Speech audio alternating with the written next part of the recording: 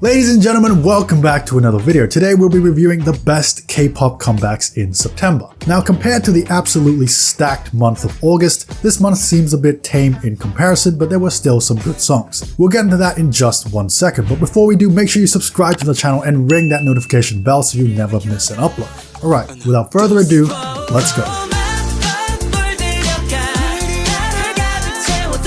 New tomorrow is the debut of Fantasy Boys, a group formed from the eponymous survival show. We've been kindly given an uncomplicated, breezy pop tune, complete with resonant vocals and an authentic chorus, and it makes for a very pleasing listen. By all means, it's a promising inaugural release, but to stand out in such a saturated market, I feel it just need a bit more oomph, you know? Some stickier songwriting is in order. Now, while we're on the topic of exuberant boy group tracks, this month was filled to the brim with these guitar-fueled, upbeat post-summer jams. So much so that I almost got some of them confused with each other. Let's quickly go through a bunch of these, shall we? BOYNEXTDOOR's sophomore release is headlined by But Sometimes. It chugs along with a distinctive old school appeal, which was skillfully done, but the melody was quite forgettable in my opinion, and the same can be said about this next batch of songs that we're covering. They're all solidly constructed, but I just can't seem to find any memorable lines to hold on to. Next, CRAVITY has been churning out these buoyant records like clockwork. They've been remarkably consistent over the past year and a half or so, but Ready or Not doesn't quite stack up to previous efforts, so this raises the question. Are they getting too good at this, or becoming complacent perhaps? Is it time for a change of scenery? We'll find out in due course. Moving on to Pow's favorite, it's not nearly as rambunctious as the CRAVITY song, but the energy here is a bit more consistent. Trendz My Way is a riveting drum and bass track, dragged down by feeble verses, but fortunately the beat drop is just terrific, and the pre-chorus that leads up to it is also exceptional.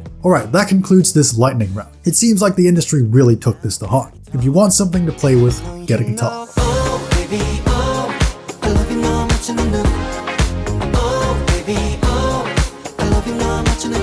This is easily the prevailing release to spring from this trend. The production is immaculate, it's by far the catchiest of all the songs I've covered, nothing too fancy, but it's a certified bop. Their previous single Memories had an absolutely phenomenal chorus, but the surrounding elements were quite weak. This time round, every section pulls its weight to shape a more cohesive whole. Good stuff.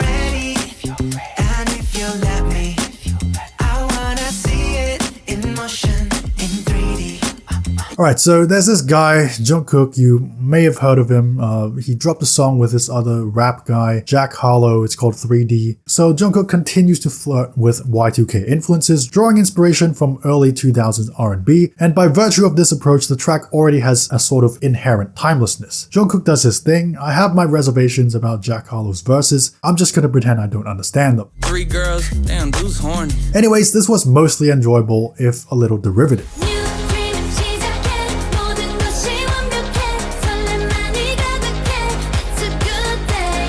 Weeekly has finally resurfaced with a special single, Good Day. That chorus is a total earworm. The melody is super catchy, and the fact that it's sung in unison also adds to the anthemic feel of the track. It honestly sounds like an Mnet Signal song. Unfortunately, that hook is repeated ad nauseum. It's like they formulated this one very good motif and just copied and pasted it a bunch of times without giving it much thought. I think it would have been a lot better if they wrote a pre-chorus to space the song out properly, but regardless, this is a solid pre-release.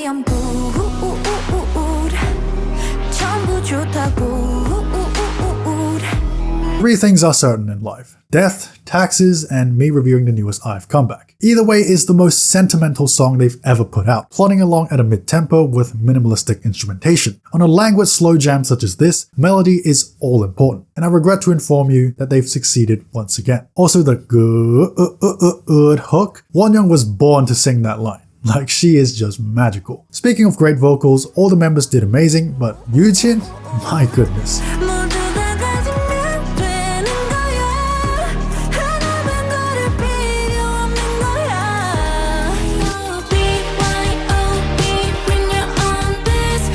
Ahead of their first single album, Billlie has pre-released BYOB, Bring Your Own Best Friend. That is a cringeworthy title to say the least, but the song itself is quite good. It's a nice little chill and airy number with run-of-the-mill sing-song hooks. It really doesn't get more simple or effective than this. The track features less of Billie's signature quirky edge, and it may lack a bit of perspective for this reason, but BYOB deserves credit for its unwaveringly pleasant atmosphere.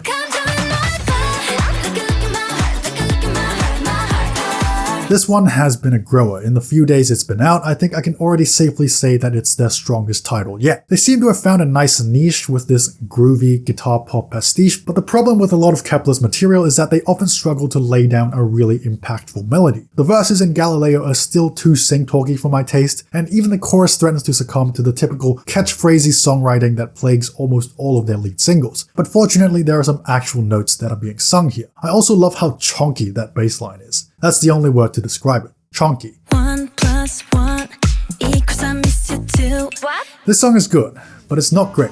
The next one, however, I'm good, I'm great, I work, get paid, thank God, all day, 나는 좋아, 난 멋져. it's almost like this guy's music is made for me. In February, we had the synthwave scorcher of Killer, and now this new title track, Good and Great, is, wait for it, 4 on the floor, baby! This guy knows me, I swear. The house instrumental is so fine-tuned to the point of being nondescript, almost, but it does not miss a single beat. The synths are injected at all the right moments. I love the rapid-fire delivery in verse 1. It gives extra momentum to an already propulsive song. The EP was great as well, there's multiple highlights, and Key continues to be an utterly prolific soloist. Now it's time for you and I. 딱 살아가기 좋은 날이야. Hur Young Ji.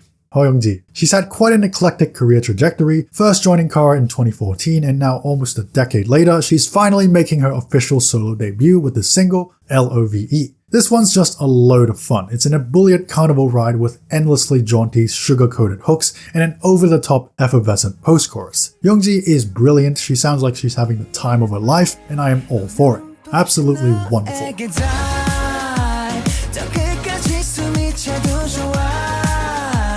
Alright, let's talk about Tempest. This group just can't seem to stay consistent with their title tracks. In 2022, we had Can't Stop Shining, great, Dragon, bad. 2023, Dangerous, amazing, still one of my favorite songs of the year. But sadly, history repeats itself, and their newest comeback is once again a tired facsimile of all the things I dislike about boy group music. Just the name of the song, Vroom Vroom, tells you everything you need to know. It's lame and trite, and it should never have seen the light of day. The B-side Dive, on the other hand, is far superior. 새겨져 number, 너란 바다 아래서 숨을 참은 이 시간. The chugging motion of the verses reminds me of a particular song.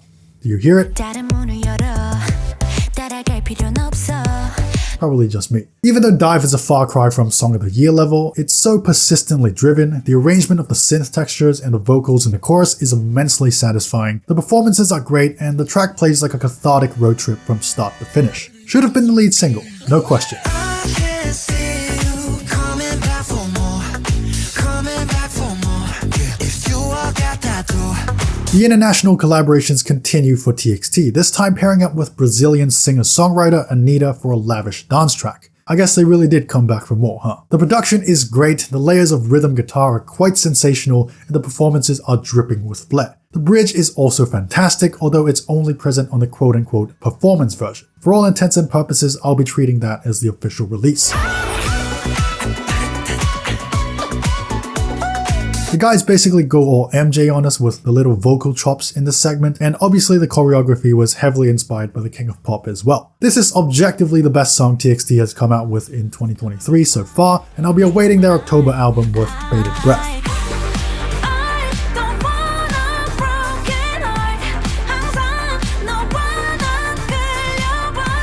So I was just scrolling through the month's releases, seeing what I missed, and I saw Apoki's name. Now for those of you who are not aware, which should be most if not all of you, she's basically like this virtual bunny character idol entity, and whoever's behind that avatar is actually a pretty good singer. She debuted with Get It Out back in 2021, sporting a futuristic sci-fi concept, and let me tell you, this comeback is the greatest possible sequel I could have hoped for. See, I clicked on the link to the music video, and this was my live reaction.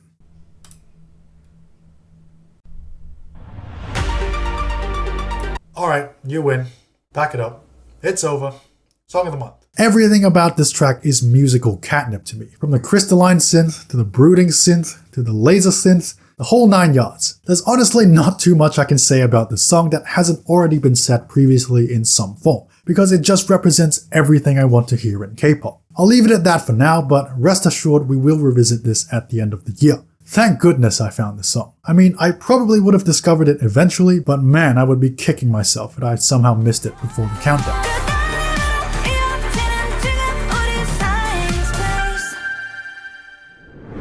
That is it. Let me know what your favorite song of September was. If you enjoyed this video, make sure to hit like and subscribe to the channel for more great content. Thanks for watching, and I'll see you later.